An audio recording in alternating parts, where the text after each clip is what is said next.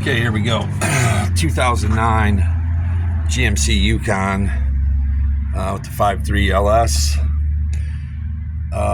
Intermittent no starts. So we do the obvious. Check the battery. Battery check's good. Alternator is within where it needs to be. I checked both these with the voltmeter. And what had happened was this went to a shop and was hooked up to scanners, and I don't know, ended up costing her $500 or so. And they claim they fixed it, but still having these no start, weird shutting off while you're driving sometimes, weird activities of the lights blinking and like an electric gremlin. And they said they fixed it. And anyways, I did some looking, and here's what I found.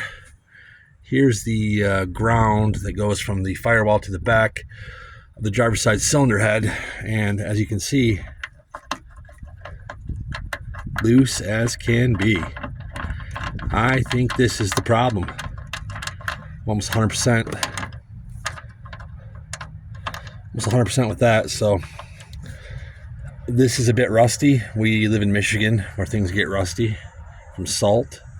I'm going to soak this with some PB Blaster a couple times and try just to run that nut in and tighten that washer against that strap, and hopefully that cures it. But if you have a Yukon, Suburban, pickup, anything in these years, this is common. These grounds, there's another ground on the other side too. That one's good, but this one I think is the culprit. So we'll do this, and hopefully they'll be on their way.